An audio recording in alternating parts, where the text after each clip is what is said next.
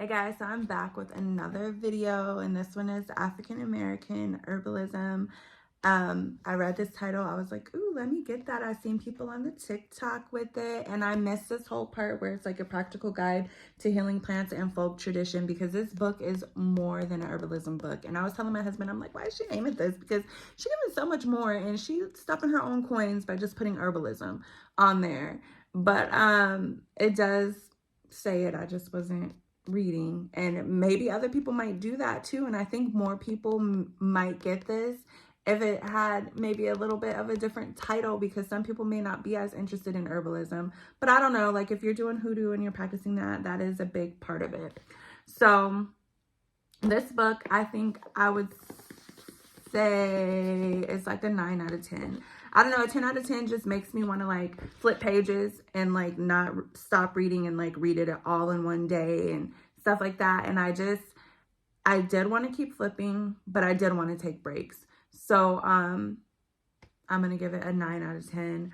There's a lot of information. This is jam-packed. It is an awesome, amazing book. I highly, obviously 9 out of 10, highly recommend it. I think this is a great beginner's book. I think if I would have read this my first go around, I would have been so super excited. It's just like when you're reading it, you feel like you're talking to like your auntie or something. Like you feel like you're talking to a great aunt or like a great cousin. You feel like you're like connecting. It doesn't just feel like, oh, here's information, have fun. It feels like you're actually having a conversation with somebody. And I love, and I know there's been other books that I've said that, but I love books like that. I love when it feels like I can imagine that, you know, one of my relatives or whatever is sitting here giving me all the game in the world. So this book was really nice. She opens it up with an introduction, giving background as far back as ancient Egypt, and herbalism and stuff like that during that time. And then she, on chapter 2, goes ahead and gives information on the grandmothers of American herbalism, which are some interviews that she did and also read and just connected within her resources. I know that I did see Michelle E. Lee in there, and as I'm reading the clip, I remembered it from the book because she, you know, quoted it and gave credit, of course, as to where she got it. And I'm like, oh, I heard this story before. How cool. So that was nice. And then she gives information on midwifery and how midwifery and root work are connected. And of course, root work is herbalism. So that's really cool and fascinating to me. I love history and learning history and stuff like that.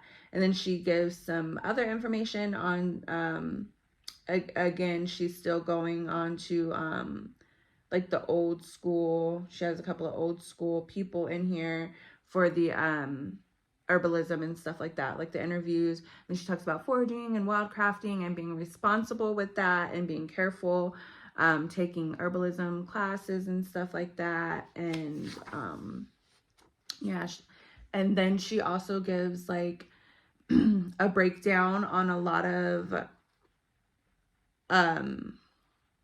roots and things that we use, especially in hoodoo. She talks about the bay leaf, the black walnut, catnip, cedar, comfrey, corn silk, cotton root, devil's shoestring, elderberry, sassafras, oak tree bark. And that is just to name a few, because there's a lot in here. And she gives you kind of like your little brief, what is it?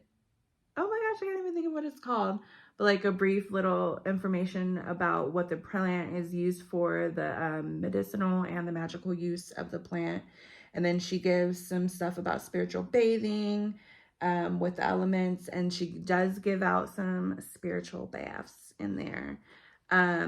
She talks about working the root, how to make tinctures, how to choose the right oil, how to infuse it, how to make some teas, creating your own sacred space. She talks about soul food and kind of like why that's important. She gives out some recipes. She even gives out some vegan recipes, y'all. So I thought that was pretty cool. And then she talks about canning, and I low-key want to try that. It's been on my mind, but I could just see me like messing some stuff up. I don't know. But I do want to hopefully eventually try it. And then she also talks about ceremonies and like the importance of that and the importance of ancestor reverence, meditating with your ancestors. I think she gives a little bit of information on how to do like a ancestor altar kind of thing. She talks about candle magic. And that's something like I have done candles and things like that. And I've probably read about them in other books, but I don't know. She just made it short, sweet, and to the point. And I'm like, okay, I can maybe implement this stuff that she's talking about. She talks about the gree bags, love and healing and heartbreak and protection, which those are, again, big things in hoodoo. And then she talks about living legacies. So some people that she knows and that she's working with and what they're doing in the world of herbalism and things like that. And that's kind of like basically how she closes out the book. And then she gives like a little bit of background information on, I think, 8 orishas. And it was just really good. It was a really easy, straightforward, simple read.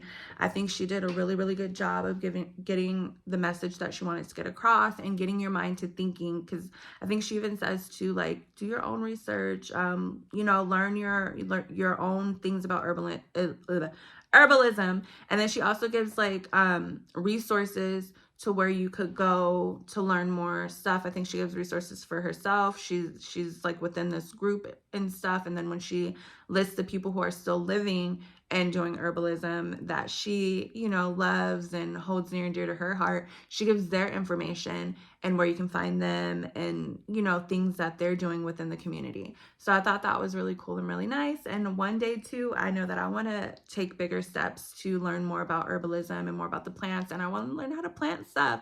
Like I have some in-home plants. I don't even know what half of them are, but I've been able to have them survive, and I'm so proud of myself. I had them for probably like 4 years. I want to say like right before COVID, I had started getting into plants, or right around COVID. So I've had them since then. And then I have like seeds and stuff, and every time I try to grow something, like it'll sprout, and then I don't know what I do to it and it don't work out. So I'm hoping to be able to grow some things and learn some things. I'm going to be doing like a little bit of like a herbalism course with my girls in the spring for school, because I homeschool them. And so we're going to be trying to grow a couple of things that we're going to be learning, again, the magical and medicinal properties of them. So I'm excited, and this book just got me like even more excited to get there and do that. But I hope you guys enjoyed this little book review, and until the next one. Bye.